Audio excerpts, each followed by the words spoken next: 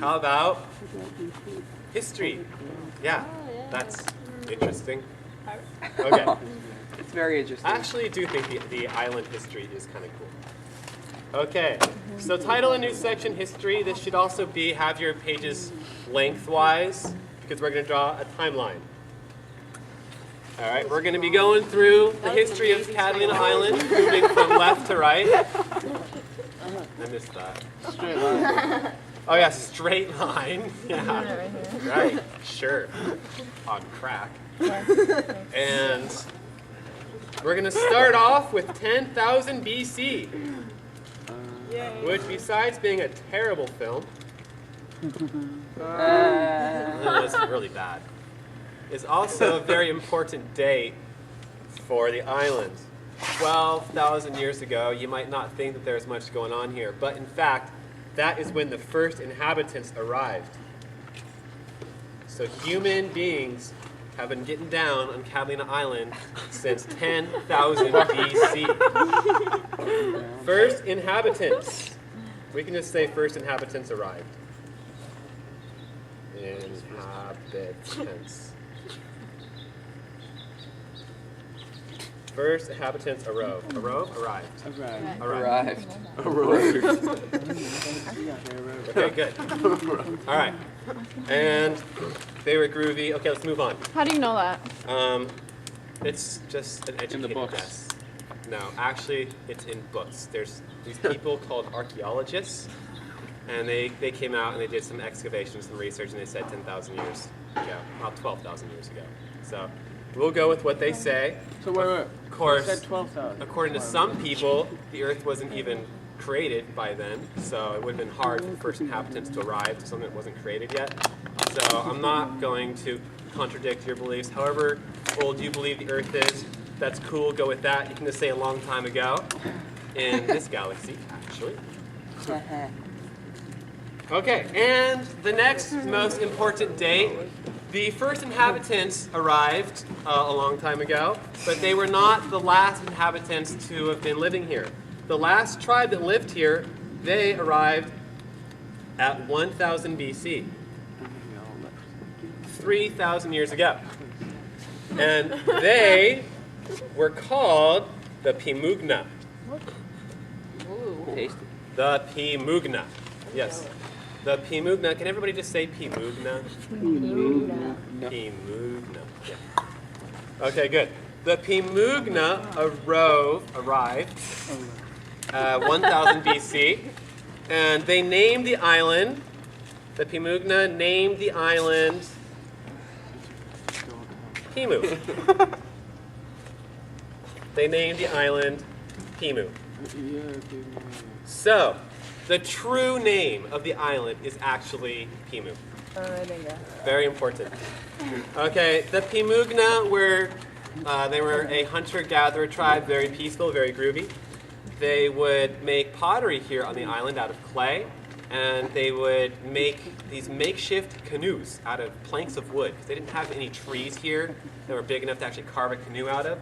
So it takes planks of wood, strap them together, and they would make these canoes out of them, and they would kayak to and fro from the mainland back with their pottery to trade.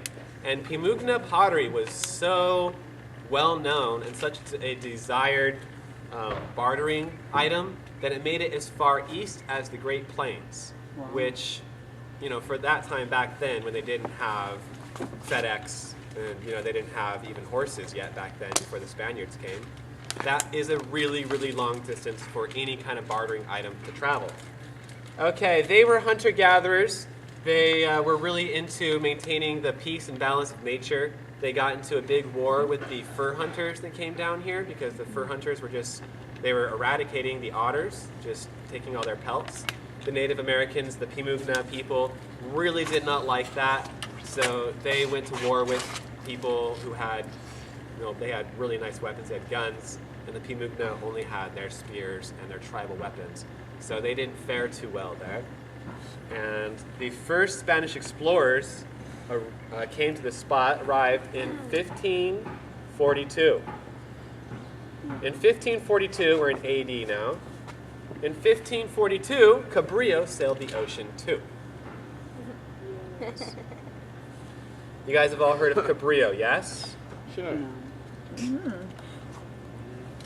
Who's Okay, that? he's a very important name for California.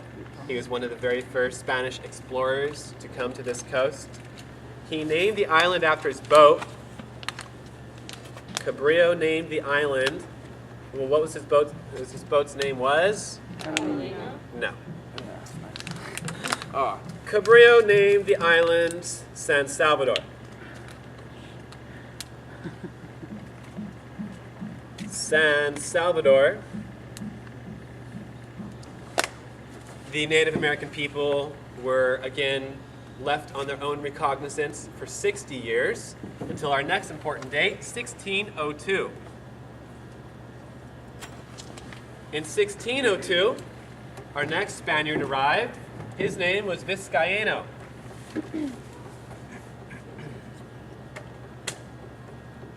Vizcaíno arrived on St. Patrick's Day. No, I'm sorry, St. Catherine's Day.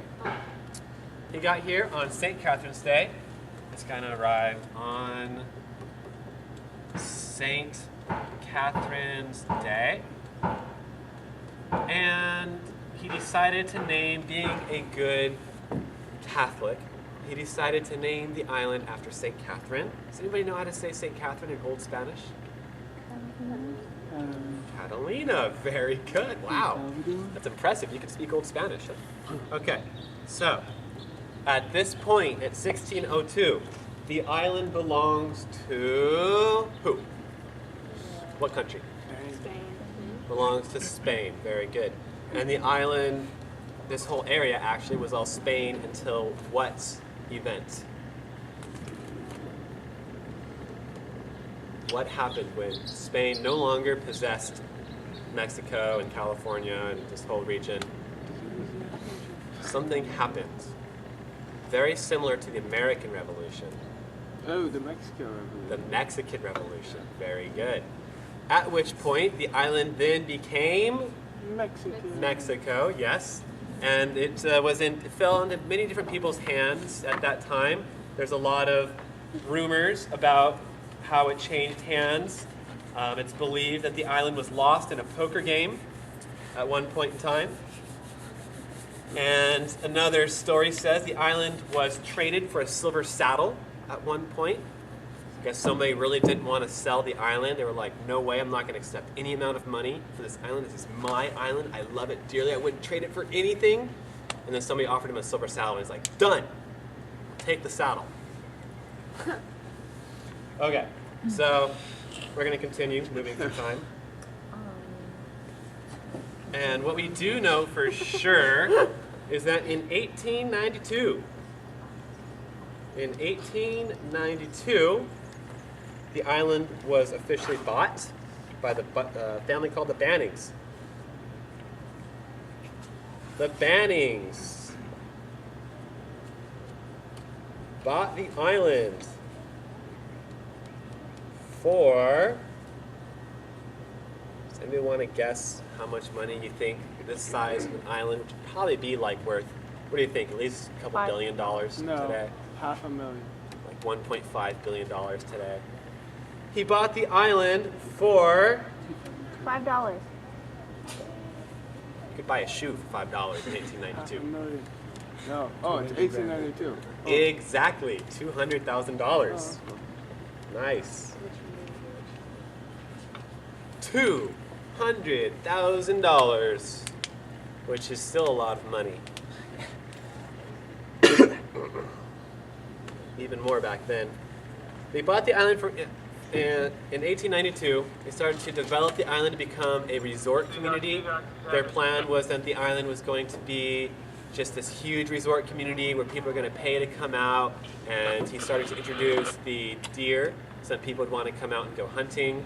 They started to build Avalon and to be a tourist trap, which was one of the most successful missions ever. And they started to build the first roads throughout the interior of the island. And everything was going groovy until 1915.